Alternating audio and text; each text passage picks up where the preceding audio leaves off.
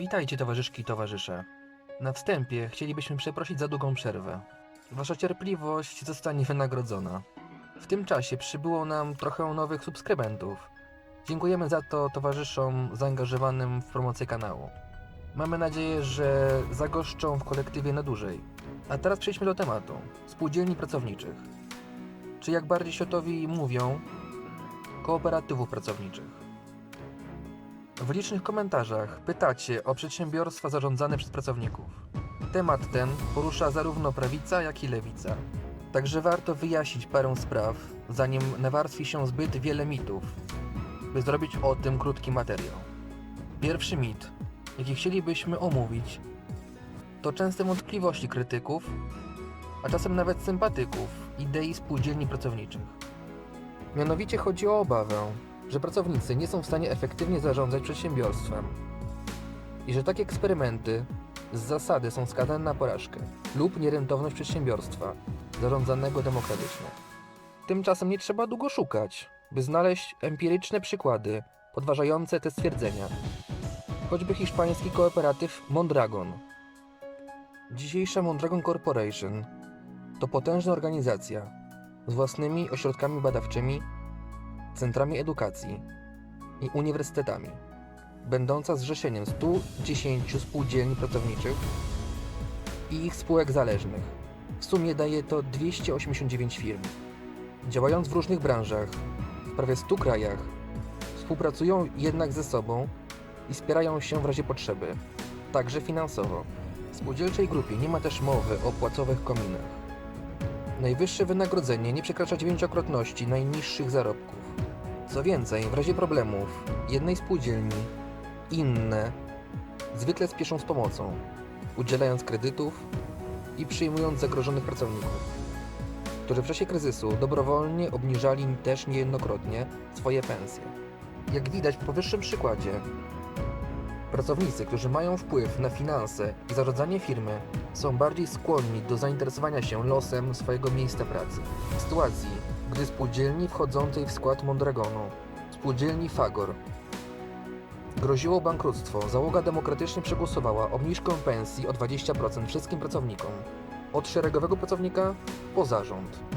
Następnie wielu pracowników z innych spółdzielni przynależących do grupy dobrowolnie przekazało 1% swojej pensji na pożyczkę dla Fagoru. Bezpodstawnym więc okazuje się argument liberałów, że pracownik, który rządzi firmą, straci motywację. Jest wręcz odwrotnie. W zakładach funkcjonujących na zasadach demokratycznych obserwujemy wzrost zaangażowania pracowników w swoją pracę i większą świadomość finansów przedsiębiorstwa. Nie mówimy oczywiście o sytuacji, gdy z dnia na dzień pracownik jest rzucony z sytuacji, gdy pracował w modelu hierarchicznym, w model demokratyczny. Wówczas często obserwujemy brak zmian w zaangażowaniu, tak jak gdyby nadal funkcjonował model hierarchiczny.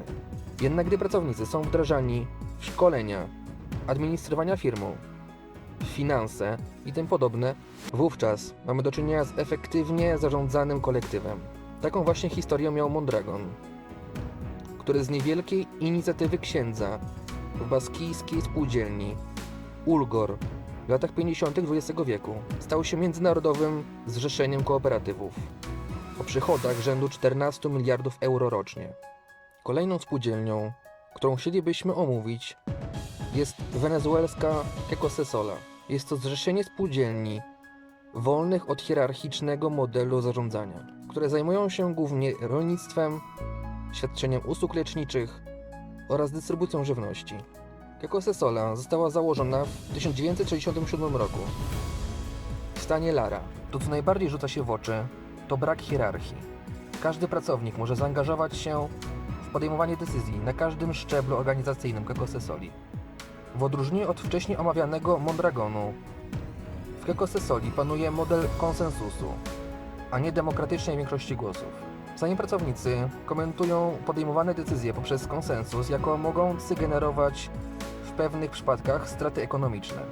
Dodają jednak, że są one kompensowane z nawiązką przez elastyczność i dynamikę, jaki taki model oparty o konsensus gwarantuje. O ich prawdomówności mogą poświadczyć lata, które taka firma utrzymała się bez jakichkolwiek zmian w organizacji. Podobne przedsięwzięcia mają miejsce nawet w światowej stolicy kapitalizmu, USA, gdzie w 2004 roku kooperatywy połączyły się w zrzeszenie o nazwie United States Federation of Workers Cooperatives. Znacznie usprawniło to funkcjonowanie amerykańskich spółdzielni, które obecnie funkcjonują w skali kraju, a nie tylko lokalnie, i zajmują się takimi sektorami jak służba zdrowia, produkcja i dystrybucja żywności, rozwój technologii komputerowych oraz szeroko pojęta produkcja przemysłowa. Od 2013 roku wspomniana federacja korzysta także z doradztwa Democracy at Work, instytutu, który tworzy strategie biznesowe dla federacji oraz przedstawia projekty, jak poszerzyć zasięgi organizacji oraz jak usprawnić funkcjonowanie kooperatywów. Instytut ten jest powiązany także z osobą, której wykłady pojawiły się na tym kanale, Richardem Wolfem. Podsumowując, wbrew powszechnie panującej opinii, demokracja w miejscu pracy działa i ma się dobrze, a nowe kooperatywy mnożą się jak grzyby po deszczu. Następnym razem, gdy liberał użyje magicznego argumentu pod tytułem "Załóż firmę", możecie odpowiedzieć: już mamy firmę. I to nie jedną. Oczywiście kooperatywy nie są wolne od wad. Jak wszystko, co istnieje realnie. Większość dotychczasowych wad wynika jednak z tego, że mamy do czynienia z przedsiębiorstwami zarządzanymi w sposób socjalistyczny, a muszą ścierać się z dylematami gospodarki funkcjonującej w sposób kapitalistyczny. Choćby Mondragon odnotowuje straty finansowe wynikające z faktu, że podczas gdy wiele europejskich firm postanowiło w wyniku kryzysu przenieść produkcję do Azji, to Mondragon wspomaga finansowo spółdzielnie, które mają problemy w wyniku kryzysu, lub przekierowują pracowników z zamkniętego zakładu do tych lepiej prosperujących. Nigdy jednak nie zostawiają pracowników na pastwę losu. Nawet pracownik, z którym nie ma co zrobić, może liczyć na 2-letni zasiłek na koszt kooperatywów w wysokości 80% ostatniej wypłaty. Dziękuję za uwagę. Mamy nadzieję, że materiał się Wam podobał. Do następnego.